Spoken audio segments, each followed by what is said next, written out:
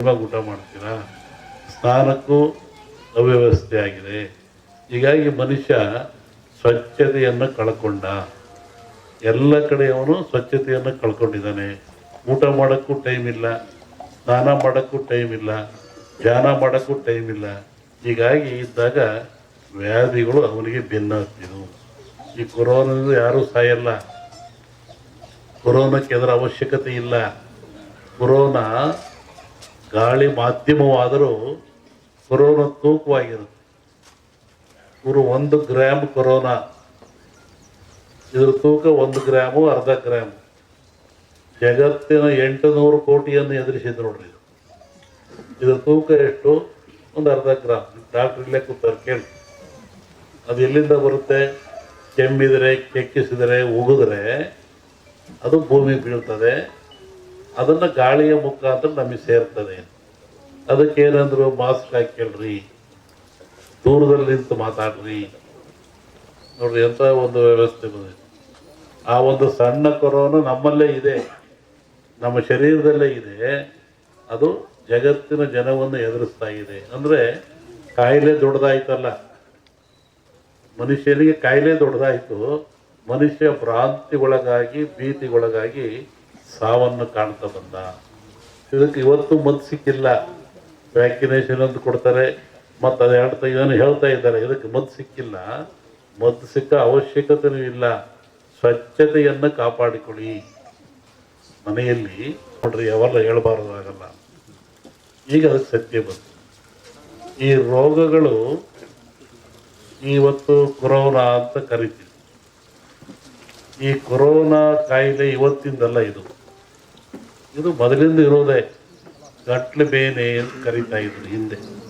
ಗಂಟ್ಲು ಹಿಡ್ಕೊಳ್ತದೆ, ಉಸಿರಾಡೋಕ್ಕಾಗಲ್ಲ, ಮನುಷ್ಯ ಸತ್ತು ಹೋಗ್ತಾನೆ. ಯಾತ್ರಿಂದ ಇವತ್ತು ಮನೆಯಲ್ಲಿ ನೋಡ್ರಿ, ನೀವು ಅಡುಗೆ ಮಾಡ್ತೀರಿ, ಅಡುಗೆ ಮನೆ ಸ್ವಚ್ಛ ಇರ್ತದೆ. ಸ್ನಾನ ಮಾಡ್ತೀರಿ, ಸ್ನಾನದ ಮನೆ ಸ್ವಚ್ಛವಾಗಿರ್ತದೆ. ಊಟ ಮಾಡ್ತೀರಿ, ಊಟದ ಮನೆ ಸ್ವಚ್ಛವಾಗಿರ್ತದೆ. ಅಡುಗೆ ಮಾಡ್ತಾರೆ, ಪಾತ್ರೆ ತೊಳಿತಾರೆ, ತಿಕ್ತಾರೆ, ಸ್ವಚ್ಛವಾಗಿರ್ತಾರೆ. ಆಮೇಲೆ ಊಟ ಕೂತ್ಕೊಂಡು ಊಟ ಮಾಡ್ತಾರೆ, ಕ್ಲೀನಾಗಿರ್ತಾರೆ. ಅಂದರೆ ಸ್ವಚ್ಛತೆಗೆ ಬಹಳ ಮಹತ್ವ ಬಂತು. ಹೊರಗಿಂದ ಬಂದ್ರಿ, ಕೈ ಕಾಲು ತೊಳೆದೇ ಒಳಗೆ ಹೋಗಲ್ಲ, ಚಪ್ಪಲಿಯನ್ನು ಹೊರಗೆ ಬಿಟ್ರಿ, ಒಂದು ಕಾಫಿ ಕುಡಿದ್ರಿ, ನೀರು ಕುಡಿದ್ರಿ, ಕಪ್ಪಿಟ್ಟು ಕೈ ತಗೊಳ್ತಾ ಇದ್ರಿ. ಇದನ್ನು ಮಡಿವಂತಿಕೆ ಅಂತ ಕರೆದ್ರು. ಮಡಿವಂತಿಕೆ ಅನ್ನತಕ್ಕಂಥದ್ದು ಆರೋಗ್ಯದ ಒಂದು ಸಂಕೇತ. ಆಚಾರ ಅಂದ್ರೆ ಆರೋಗ್ಯ ಅಂತ. ಇವತ್ತು ಏನಾಗಿದೆ, ಅಡುಗೆ ಮನೆ ಒಳಗೆ ಚಪ್ಪಲಿ ಹಾಕ್ಕೊಂಡೆ ಅಡುಗೆ ಮಾಡ್ತಾರೆ. ನೀವು ಡೈನಿಂಗ್ ಹಾಲಿಗೆ ಚಪ್ಪಲಿ ಹಾಕ್ಕೊಂಡೆ ಹೋಗ್ತೀರಾ. ಊಟ ಮಾಡಬೇಕಾದ್ರೂ ಕೂತ್ಕೊಂಡೆ ಟೇಬಲ್ ಮ್ಯಾಗ ಊಟ ಮಾಡ್ತೀರಾ. ಸ್ನಾನಕ್ಕೂ ಅವ್ಯವಸ್ಥೆ ಆಗಿದೆ.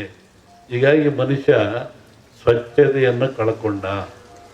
ಎಲ್ಲ ಕಡೆ ಅವನು ಸ್ವಚ್ಛತೆಯನ್ನು ಕಳ್ಕೊಂಡಿದ್ದಾನೆ. ಊಟ ಮಾಡೋಕ್ಕೂ ಟೈಮ್ ಇಲ್ಲ, ಸ್ನಾನ ಮಾಡೋಕ್ಕೂ ಟೈಮ್ ಇಲ್ಲ, ಧ್ಯಾನ ಮಾಡೋಕ್ಕೂ ಟೈಮ್ ಇಲ್ಲ. ಹೀಗಾಗಿ ಇದ್ದಾಗ ವ್ಯಾಧಿಗಳು ಅವನಿಗೆ ಬೆನ್ನತ್ತಿದ್ವು. ಈ ಕೊರೋನಾದಿಂದ ಯಾರೂ ಸಾಯಲ್ಲ.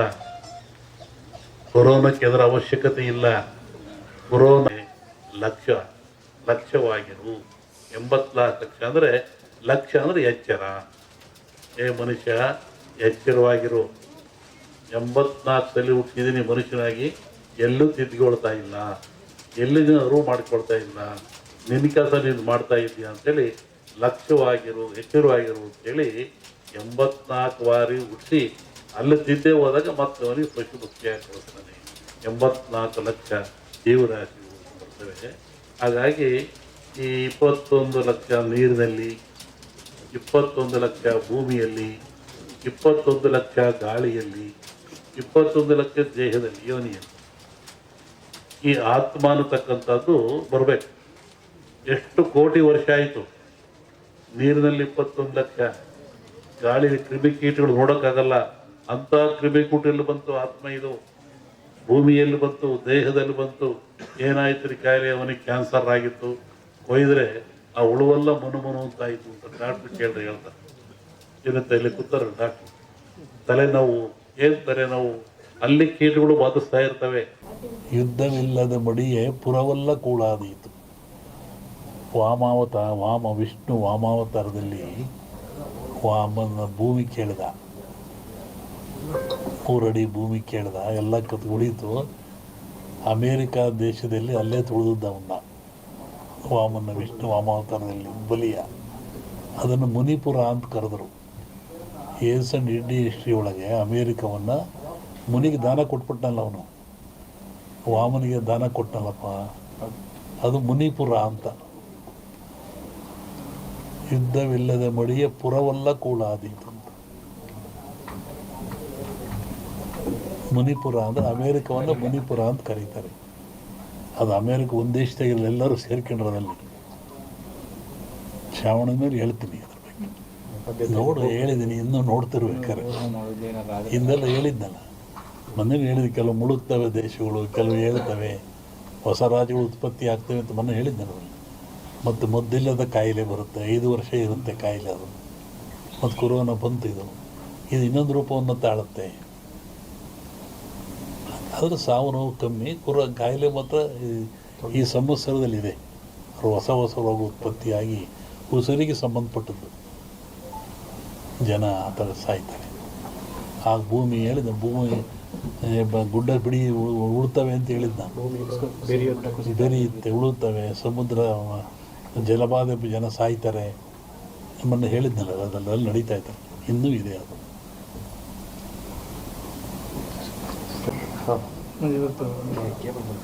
ಹೇಳಿ. ಸಚಿವರು ಭೇಟಿ ಕೊಟ್ಟವರು, ಕೇಂದ್ರ ಸಚಿವರಾದ್ಮೇಲೆ ಅವರು ಸೋಮಣ್ಣವರು ಸುಮಾರು 30-40 ವರ್ಷಗಳಿಂದ ಇಲ್ಲಿಗೆ ಬರ್ತಾ ಇದ್ದಾರೆ. ಅವರು ಏನು ಅಧಿಕಾರದಲ್ಲೇ ಇದ್ದಾಗ, ಜನತಾ ಬಜಾರ್ನಲ್ಲಿ ಕೆಲಸ ಮಾಡ್ತಿದ್ದಾಗ ಇಲ್ಲೇ ಬಂದು ಉಳ್ಕೊಂಡು ಹೋಗ್ತಾಯಿದ್ರು. ಅವಾಗಿನಿಂದ ಮಠದ ಮೇಲೆ ಭಕ್ತಿಯಿಂದ ನಡ್ಕೊಳ್ತಾ ಇದ್ದಾರೆ.